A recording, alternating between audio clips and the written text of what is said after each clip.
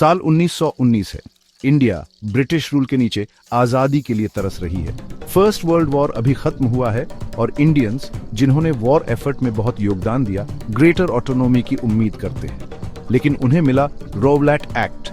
यह act imperial legislative council द्वारा पास किया गया, ब्रिटिश गवर्नमेंट को बिना ट्रायल के सेडिशन के शक में किसी को भी जेल में डालने की इजाजत देता है। रोवलैट एक्ट को इंडियंस ने बिट्रेयल माना। यह सिविल लिबर्टीज को कम करता है और सेल्फ रूल की किसी भी उम्मीद को खत्म कर देता है। यह एक्ट आउटरेज भड़काता है और पूरे देश में प्रोटेस्ट शुरू हो जाते हैं।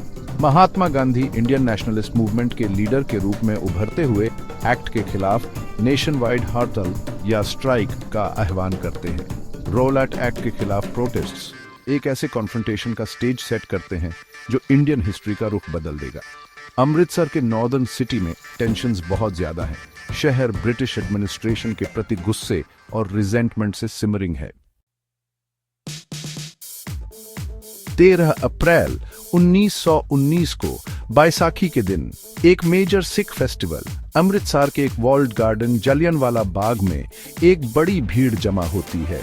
लोगों को लोकल एडमिनिस्ट्रेशन के पब्लिक गैदरिंग्स पर लगी रोक का पता नहीं है। वे बैसाखी मनाने, स्पीचेस सुनने और रोवलैट एक्ट का पीसफुली प्रोटेस्ट करने के लिए इकट्ठे हुए हैं। माहौल शुरू में फेस्टिव है, फैमिलीज हॉलिडे एंजॉय कर रही हैं, म्यूजिक है, लाफ्टर है और कम्युनिटी की फीलिंग है। लेकिन ब्रिटिश राज की ऑप्रेसिव पॉलिसीज के खिलाफ एंगर और डिफायंस का एक अंडरलाइन करंट भी है। मेन, विमेन और चिल्ड्रन का मिक्स क्राउड इंडिया की डाइवर्सिटी को दर्शाता है। इम्पेंडिंग ट्रेजेडी से अनजान क्राउड फेस्टिविटीज एंजॉय करती रहती है। स्पीचेस के लिए स्टेज सेट है और एंटिसिपेशन से हवा भरी हुई है। उन्हें क्या पता कि उनकी पीसफुल गैदरिंग जल्द ही बिखरने वाली है। जैसे ही क्राउड स्पीचेस सुन रही होती है, अमृतसर के military commander brigadier general Reginald Dyer armed troops के साथ जालियनवाला बाग पहुंचते हैं। डायर, जो अपने रूथलेस अप्रोच के लिए जाने जाते हैं, क्राउड को एग्जाम्पल बनाने और किसी भी डिसेंट को कुचलने के लिए डिटरमिन्ड है। बिना वार्निंग के डायर अपने ट्रूप्स को अनआर्म्ड क्राउड पर फायर ओपन करने का ऑर्डर देते हैं। गनशॉट्स की आवाज हवा में गूंजती है, जॉयस एटमॉस्फेयर को टेरर और केओस में बदल देती है। लोग चीखते हैं और अपनी जान बचाने के लिए भागते हैं, बुलेट्स की बौछार से बचने के लिए डेस्परेट। फायरिंग कई मिनट्स तक चलती रहती है, जिससे सैकड़ों लोग मारे जाते हैं और हजारों घायल हो जाते हैं। बाग के नैरो एग्जिट्स डेथ ट्रैप्स में बदल जाते हैं, क्योंकि लोग कार्नेज से बचने के लिए डेस्परेटली ट्राई करते हैं। Jallianwala Bagh massacre British brutality का एक चिलिंग सिंबल बन जाता है। जालियनवाला बाग मैसेकर की खबर पूरे इंडिया और बियॉन्ड में शॉक वेव्स भेजती है। इवेंट की ब्रूटैलिटी वाइड स्प्रेड कॉन्डेमनेशन और आउटरेज पैदा करती है।